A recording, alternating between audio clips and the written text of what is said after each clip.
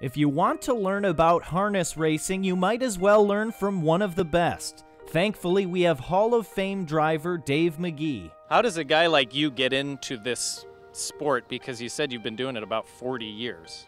I actually grew up around it. My grandfather and my uncle raced horses. I grew up on a dairy farm, but I enjoyed the horses much more. So I spent summers with my grandfather traveling the county fairs in Wisconsin, and from there it grew to qualifying races in Chicago, and eventually raced on my own at Quad City Downs, and then moved to Chicago, and it became a career.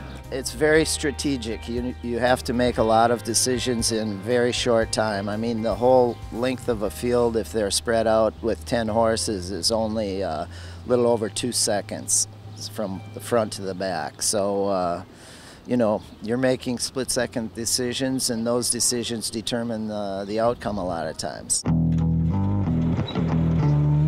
What do you tell new people like me when they're inexperienced? What do you say before you go out on a course? Well, if you're just going out to enjoy the ride, you just want to maintain a stable control of the horse and not fight them too much, but let them know that you're back there in control.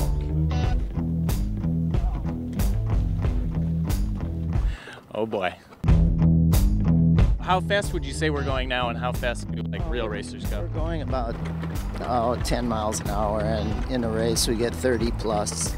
First ride, how scared were you? I was nervous. I was 8 or 9 years old, hadn't been on the cart by myself, and I distinctly remember the first strides when the horse surged forward, the power of the horse. It was amazing. You've raced all over the world, but racing at the Illinois State Fair is still kind of special for you, right? Absolutely. It's the most fun I have racing horses at the Illinois State Fair. The crowds are enthusiastic. The trainers and the drivers are enthusiastic. It's a fun environment. You know, you've got the fair going on, and the people come to enjoy the races. They're not just here to bet on them. I want to talk about one of the most surprising experiences. I don't know if the audio picks this up, but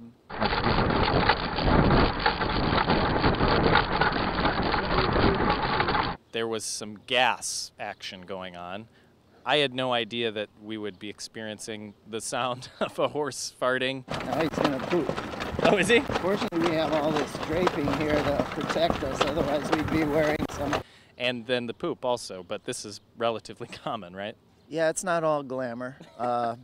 You know, there are some... we all thought it was glamour, you know, working with horses. And yeah, it's not just getting your picture taken in the winner's circle. Sometimes you wear a little of the dirt, and that can be from the track or from the horse. So, yeah, there are pitfalls to it, but, you know, you get used to that as well.